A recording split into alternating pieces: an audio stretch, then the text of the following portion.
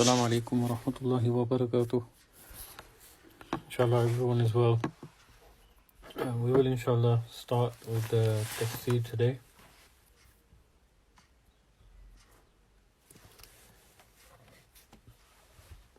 Assalamu alaikum wa rahmatullah. Inshallah we're going to start with the tafsir today. So we're going to start with Juz Amma, and inshallah ta'ala the plan is to try and work through as many surahs as we can over the course of the days of Ramadan. So inshallah ta'ala the first surah we're going to begin with is Surah Naba. Surah Naba is the first surah of the 30th juz, and inshallah ta'ala I'm going to recite some of the verses first, and then basically we'll go through and take a look at the commentary inshallah ta'ala. So أعوذ بالله من الشيطان الرجيم بسم الله الرحمن الرحيم عما يتساءلون عن النبع العظيم الذي هم فيه مختلفون كلا سيعلمون ثم كلا سيعلمون ألم نجعل الأرض مهادا والجبال أوتادا وخلقناكم أزواجا وجعلنا نومكم سباتا وجعلنا الليل لباسا وجعلنا النهار معاشا وبنينا فوقكم سبعا شدادا وجعلنا سراجا وهاجا. So inshallah we'll go through those ayat inshallah in a bit more detail.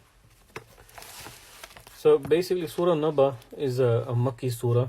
It is 40 verses long, and the title of the surah itself is called Naba, which basically means the great event. So one is that you might have general piece of news, and then there's something that's a major event that's happened. So in this case here, Allah subhanahu wa ta'ala is referring to Surah Naba as the great event. So let's just go through the translation for the first 10 odd ayats that we've just recited. So Allah subhanahu wa ta'ala says, Amma yatasa'alun, about what are they asking each other? And then Allah ta'ala says, Anin naba ila azim. So here Allah subhanahu wa ta'ala then describes what they were asking. Yani, they're talking about the great event. So this, just to set the scene, is basically that the kuffar are disputing and discussing about the Day of Judgment. So here Allah subhanahu wa ta'ala asks first, or mentions a question first, of what are they discussing, and then Allah ta'ala actually answers that by saying that they are talking about the great event. And then Allah subhanahu wa ta'ala says, الَّذِي هُمْ فِيهِ مُخْتَلِفُونَ. So that event that they are basically having a dispute in.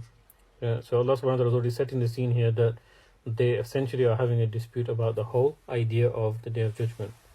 Then Allah subhanahu wa ta'ala says, كَلَّا سَيَعْلَمُونَ ثُمَّ كَلَّا سَيَعْلَمُونَ, that truly they will soon know. And then Allah ta'ala says the ayat with again, truly they will soon know. So here's kind of an emphasis of this concept that they will definitely soon come to know the reality of that. So basically what the scenario here is that when the Quran was revealed, the concept of the Day of Judgment and the resurrection was mentioned. And the kuffar, or the mushrikeen, the pagans at the time, the pagan Arabs at the time, they couldn't fathom this idea that it's possible that somebody could be resurrected. So they would basically form circles and discuss amongst themselves to try and understand what this is. And in some of the ulama mufassirin have written that when they actually used to sit and gather, some of them were very half-hearted about the whole concept, and they didn't really want to necessarily know the truth, but what they were trying to do was kind of make a mockery of it and kind of joke about it and sort of make it as if it was an insignificant thing and maybe it's not even true. Whereas you had other mushrikeen that did actually think maybe there is some reality behind this. So once the question is there, and then Allah subhanahu wa ta'ala has identified what it is, then Allah ta'ala has also mentioned that they will soon come to know. In some mufassirin have written that when Allah subhanahu wa ta'ala has said this, perhaps it means that they will never come to know, and others have written that actually they will come to know, but that will be at the time of the Day of Judgment. So when they will see it firsthand, for real, that's when they will come to know about the reality of that. Obviously at that point it will be too late for them, they won't be able to do anything about it. Then Allah subhanahu wa ta'ala mentions أَلَمْ نَجْعَلِ الْأَرْضَ مِهَادًا وَالْجِبَالَ أَوْتَادًا وَخَلَقْنَاكُمْ أَزْوَاجًا وَجَعَلْنَا نَوْمَكُمْ سُبَاتًا وَجَعَلْنَا اللَّيْلَ لِبَاسًا. And then Allah subhanahu wa ta'ala mentions that did we not make the earth as a floor and the mountains as pegs? Now, if you think about this, Allah subhanahu wa ta'ala has created the earth for us to walk on and kind of traverse on. And then Allah subhanahu wa ta'ala mentions about the mountains, that they are pegs. Now, if you think about it, what is the function of the mountain? I mean, for us, guys, might want to go out and climb the mountain and kind of enjoy the natural beauty that you see. But the actual function of a mountain is actually that it's actually pegging down the earth. So Allah subhanahu wa ta'ala has kind of used mountains to kind of stabilize the earth and place them in certain strategic points that actually help that. So here Allah subhanahu wa ta'ala is actually kind of alluding to that Allah has made the mountains as pegs.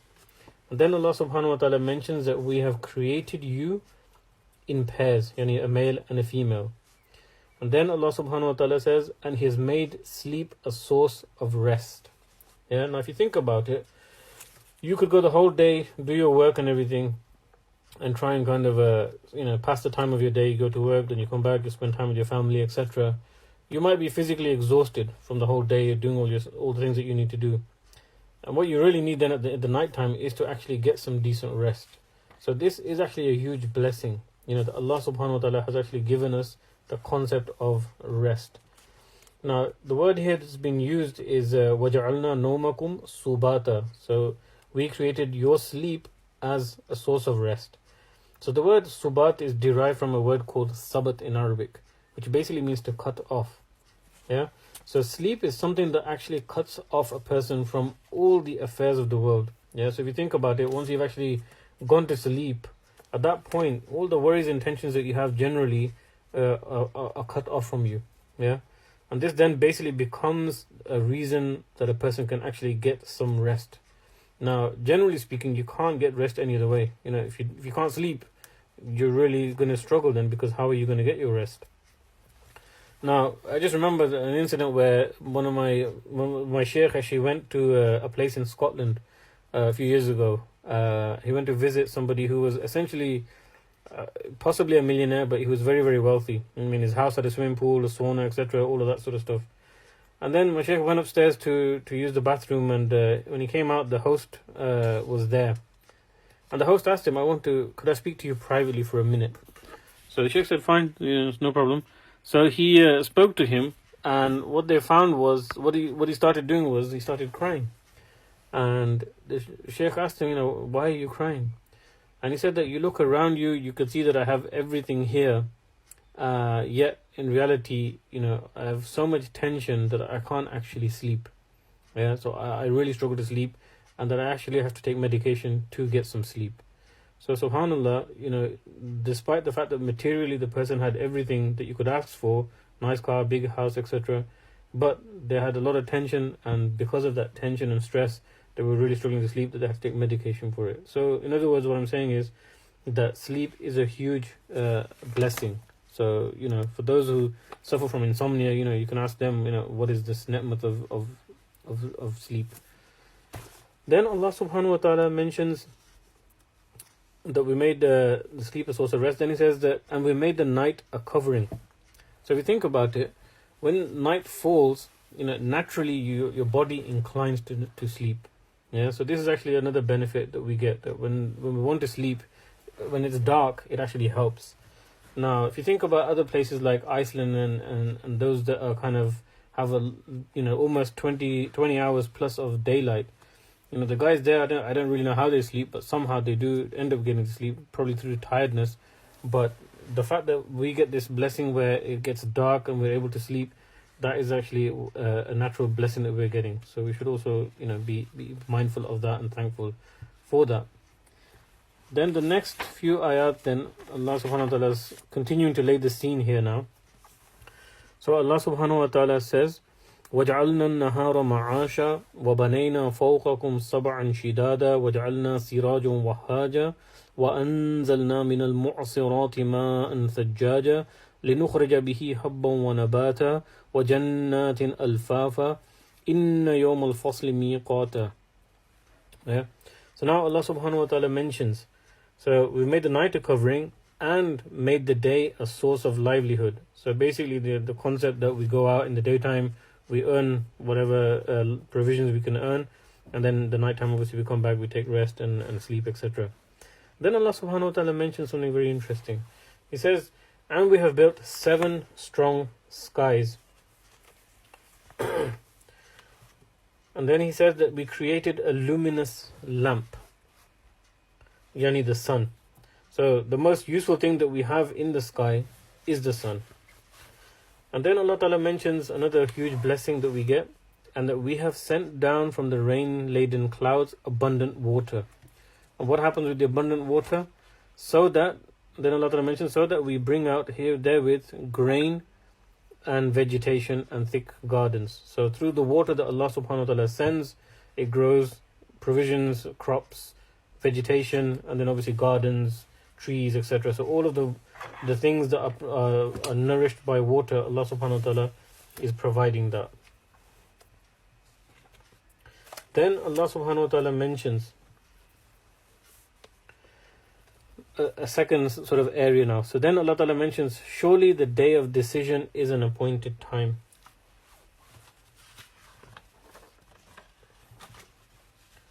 Yeah. So now Allah Subhanahu wa Ta'ala is kind of changing the situation a little bit here. So fasl basically means, a gap or a distance, and it also means a decision. Why does it mean a decision? Because it puts a gap between the right and wrong, and that's what a decision is. So the day of distance can also be used, or day of judgment. So this is just a kind of play on the words there. So the reality is nobody knows when the exact appointed time is going to be. But through hadith we are told that the Yawm al-Qiyamah is unknown to basically everybody, even the angel Israfil alayhi salam, who's actually going to blow the trumpet at the time of their judgment. It comes in hadith that he's actually already taken the breath in to actually blow the trumpet, but he doesn't even know when it's going to be. So he's basically waiting upon the command of Allah subhanahu wa ta'ala to instruct him to actually blow the trumpet. And once the trumpet blows, that will then kick off the chain of events that will result in the Yawm al-Qiyamah actually taking place. And also it comes in hadith that the farmer will be plowing his land and the cloth merchant will be sorting through his cloth, and at that point then the day of judgment will come. Any people will be going about their daily business as normal, and then all of a sudden the trumpet will be blown, and then basically the day of judgment events will come forth.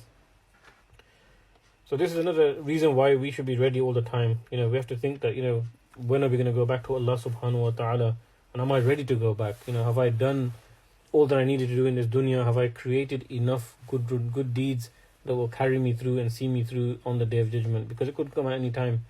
And obviously ulama generally also mention that when a person dies, for him that is his day of judgment, because at that point he is not able to create any more good actions. Once you're dead, you're dead. Apart from the sadaqah jariyah that you might have, or du'as that righteous children that you leave behind may make for you, other than that, you're not actually able to physically do anything yourself. You've gone. You've left this dunya. So really, especially now that we're in the month of Ramadan, we want to really maximize our time and try and obviously get the most benefit that we can out of this blessed month. So then the next ayat, verse 18 then. So the first one was, surely the day of decision is an appointed time. Then Allah Ta'ala mentions a day when the trumpet will be blown, so you will come in multitudes. Yeah, so now Allah Ta'ala is describing the scene of the day of judgment here. So the trumpet will be blown twice. This is something that we can establish from other verses of the Quran. The first time the trumpet is going to be blown, the entire world will come to an end. Yeah, everything will be destroyed, and the last thing to be destroyed will be the angel of death. Only Allah subhanahu wa ta'ala will remain. Every single creation will be dead. Only the Creator will remain here. And in a hadith, Prophet sallallahu alaihi wasallam said that Allah subhanahu wa ta'ala will roll the whole universe in His right hand.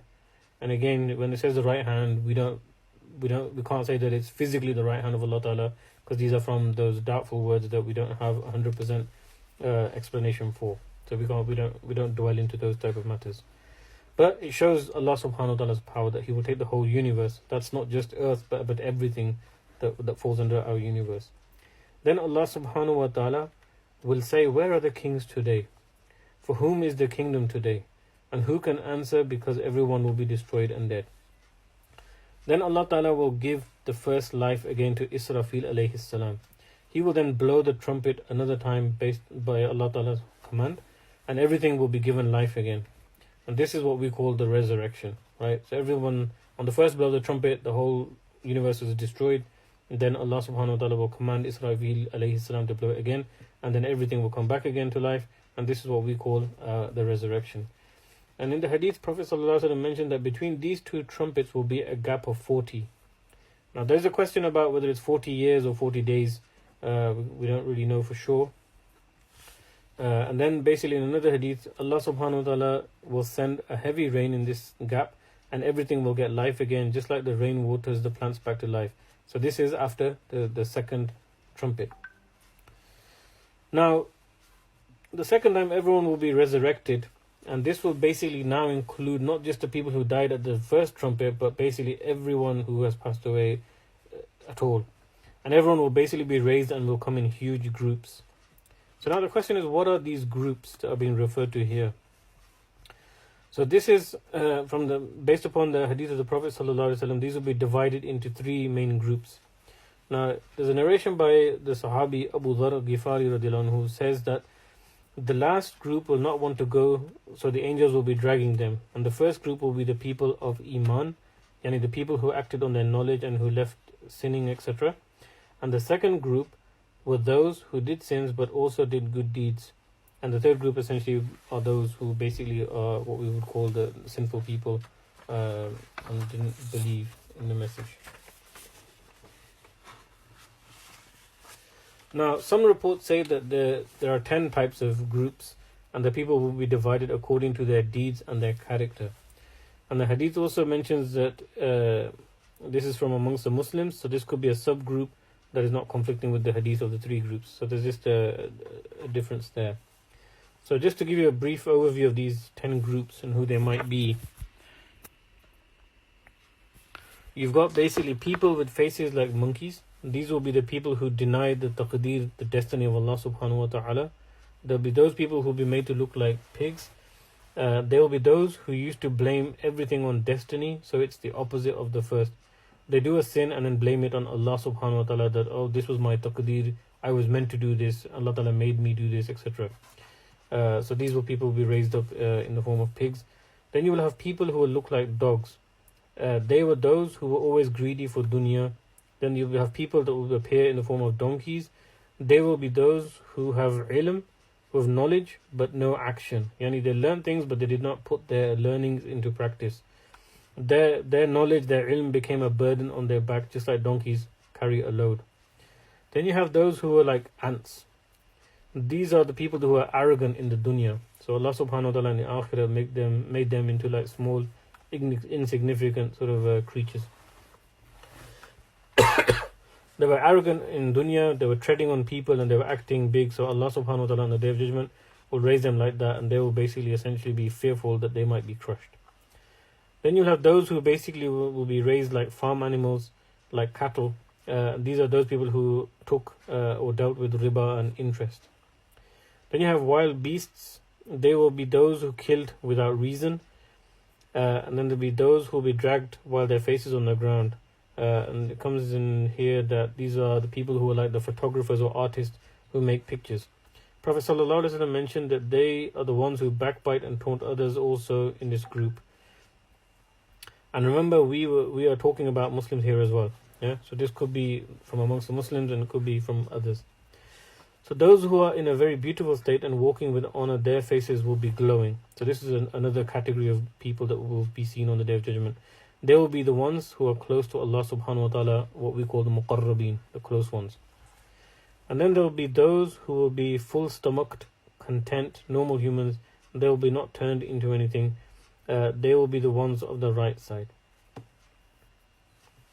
So that kind of gives you just a gist of those kind of groups that will come on the Day of Judgment, from that Allah Ta'ala will bring in different forms based upon their a'mal and their akhlaq and their character.